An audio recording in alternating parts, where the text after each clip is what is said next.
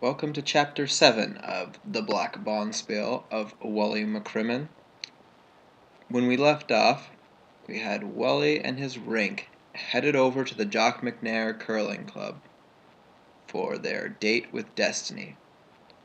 Also on their way over there was a group of wild men followed by curlers, Campbells probably. And finally, Reverend Pringle was on his way over there too, to put a stop to all this madness. The Black Bonspiel of Wally McCrimmon, Chapter 7. Wally had been wrong about the sheet condition. Once they had let themselves into the rink and got the lights on, it had taken a lot of sweeping to clear off the ice crystals that had formed on the pebbled surface. Thank God, the visiting rink was not on time, so they'd been able to get in practice shots, after a good 15 minutes of warm-ups and stretches to get the muscles of the stomach and back and legs ready for the fray. They started with draws first, Wally, or pipe fitting, holding a broom as a target at the far end from the shooters. Wally's voice rang out through the cold, empty building, offering a steady stream of Caledonian advice. Concentrate with your eye, aim dead on my broom, and get your weight right. Line up straight when you crouch in the hack, because if you're off my broom by a couple of inches down there, your backswing will be offline as well, and you'll be downswing and slide, and you'll miss down here by a good half foot. Hold up on rotating the handle before you're in the middle of your slide. That's why you blew that one. Start your in turns at 11 o'clock, your out turns anywhere between 3 and 12. Alright, that's it. Let's just sit a wee while and relax till they show up. Even as Wally said it, there was the sound of a cannon firecracker going off, and the rink flared sunlight bright for a moment. "What the hell was that?" asked Crosscut. "I think the visiting rink have finally arrived," Willie said. They had. Led by their bagpiper, all four were now coming down the ice with brooms aloft. "Campbells are coming, tra-la-la." "You could just be right, pipe fitting," Willie said grimly. They all rose from the bench and went out to meet the enemy. Except for the piper, all of the visitors wore long black overcoats and toques. All but the skip were bearded. As the two rinks met in the center of the ice, both skips stepped forward. "The visiting rink's all here," old Clootie said. "Aye," said Willie, "likewise." "As you already know, Mr. McCrimmon, I am the skip. Shall we introduce ourselves to each other? Let's start with our thirds, then our seconds, then our leads." "I'd prefer the usual lead, second, and third in that order for my rink." "As you will." He turned back towards his men. "My third, a countryman of yours, McCrimmon, Mr. Macbeth, a dependable man with a take-out rock. My lead, Crosscut Brown, expert with a draw." "To meet you," Crosscut said. Macbeth did not seem to see Crosscut's hand held out for a shake. Instead, he turned and looked back up the ice and began to speak softly, as if he were talking to himself. "Tomorrow and tomorrow and tomorrow curls on this petty pace from end to end, till the last thrown rock of recorded time, and all our yesterdays have lighted fools the way to icy death." Crosscut's mouth had dropped ajar. Macbeth's voice rose a little. "Out, out, brief candle, life's but a sweeping shadow, a poor curler that slides crab-leg his hour along the ice. Then he curls no more." Crosscut turned back to Willie. "What the hell is going on here?" The voice dropped again, almost to a whisper. "It is a march played by damn idiots, full of sound and fury, signifying nothing." "That's enough, Macbeth. An apt and lyric description of the game, but enough's enough. Make way for our second," Clootie said. "Where in the hell do you hail from?" Crosscut said, as McBain turned again to face the group. Inane. He turned away again. There's one did laugh in sleep, and one cried murder. One cried God bless us, and I'm in the other. Well, this guy's crazy, Crosscutting yelled. Not quite, Willie said. Just his manner of speaking. Your turn, Malleable. My second, Mr. Iscariot. I didn't quite get the name, Malleable said. There was a slight ringing in his ears. Iscariot, sir. You may call me Jude for short. Sure, Jude. Malleable Brown. Now he knew where it was coming from. Jude had his hands under his coat and in his pant pockets. He figured it must be silver change in there he was jingling. My lead, Mr. Fox. Pleasure, Pipe-Fitting said. Charlie Brown. But call me Pipe-Fitting so you just don't get me mixed up with Malleable and Crosscut. Nice to meet you, old boy. All mine. My friends call me Guy. Okay with me, Guy. All right, gentlemen, Clootie said. Introductions are over, and it's time to get down to business. Time's a-wasting, and we must finish this match before the clock strikes the end of Sabbath. Mr. McCrimmon? Aye? My curling boots. Bundle, over on the bench. All right, give us a minute to get into our curling outfits, Clootie said. Dressing room to your left as you leave the... I know. Up or down?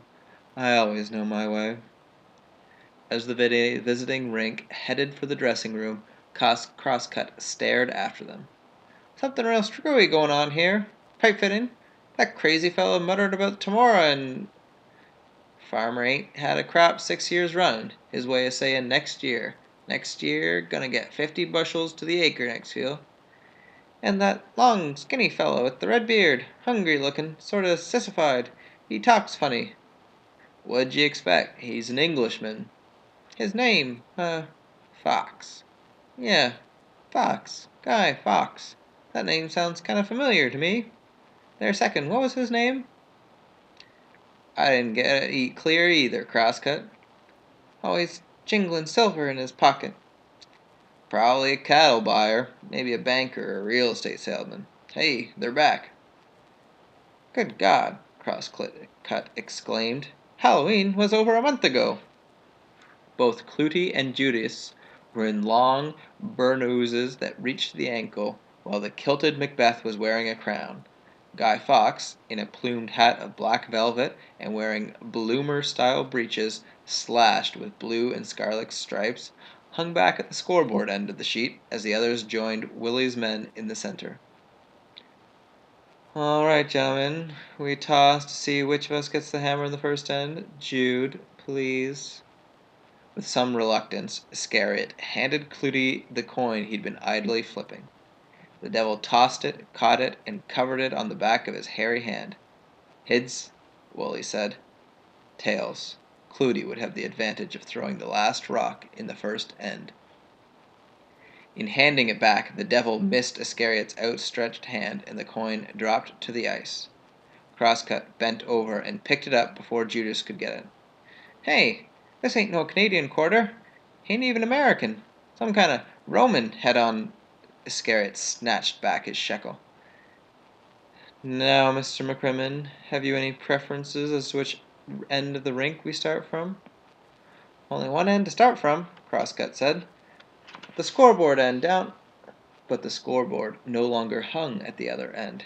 It was under Guy Fawkes's arm as he reached the starting end of the ice, where he lifted it up and began to hammer it into a place against a post.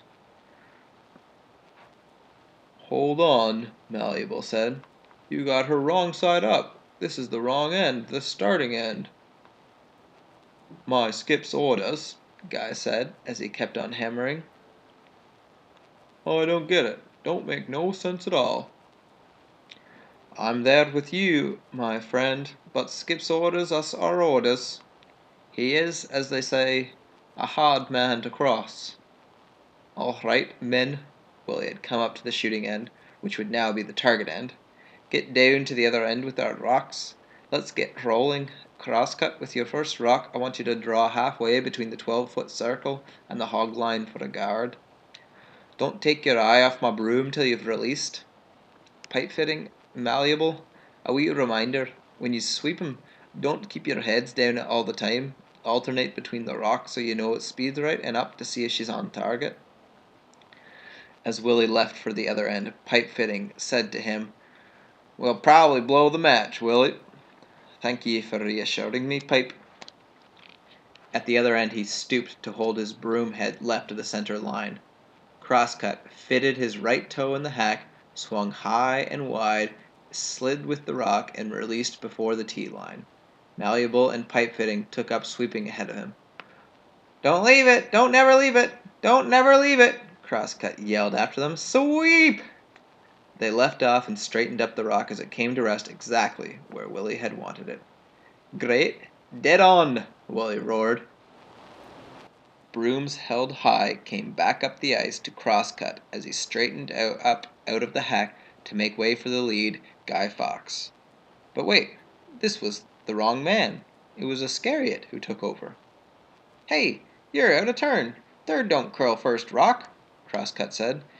"Take out their guard," the devil yelled. "This is all wrong," Crosscut protested as Iscariot kneeled and fitted his left toe in the hack. "You're the third, Scarybutt.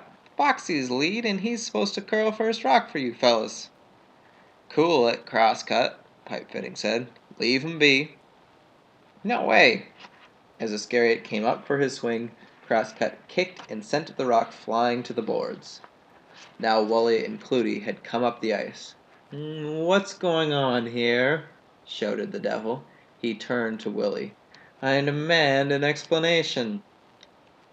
"He's your third, not your lead. I just kept him from curling out of turn." "Crosscut," Willie said soothingly. "He was not out of turn. With the visiting rink, this was the order they asked backwards for this match," Willie said. "What's your man done? Just done warrants a penalty," the devil said. "A stiff one." "'Tisn't for you to call penalties," Willie argued. "For the referee," agreed Pipe fitting. "And there is not one for this match," Willie said. "If there was, he'd give the end to us." "Perhaps. 'Tis a moot point." Willie turned to Crosscut. "This is curling, not football, soccer. Kick it no more." Macbeth's head came up and a faraway look came into his eyes, but he kept silent. "All right," the devil said. He and Willie headed back down the ice, Macbeth and Guy Fawkes with them, which was strange since they were supposed to sweep the rocks that Iscariot would curl. Judas returned to the hack, swung and slid and released. Fawkes and Macbeth, at the wrong end, began to madly sweep not ahead of the rock, but up the sheet to meet it. Now Crosscut was truly disturbed. "Sweeping her backwards to meet the rock, third first, lead last, scoreboard wrong end and upside down, Judas. Hey, now I got his name, Judas Iscariot.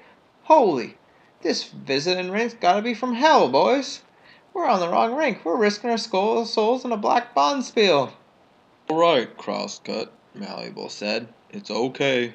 We're on the right rink." "All right for you Protestants." He threw his broom down. "I ain't curling another rock."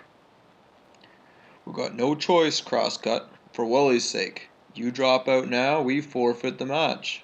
"So what?" "Our Willie forfeits his soul," Malleable said. "The devil conned him into a contract." "He did? Why didn't you guys let me in on this before?" "Well, 'cause we figured you wouldn't go for it." "You're right. You should have leveled with me and Willie could replace me." "Not according to the contract. He couldn't." How long do you gentlemen intend to hold up this match?" It was old Clootie, of course, who had come up the ice to horn in. "It's just Willie, Crosscut.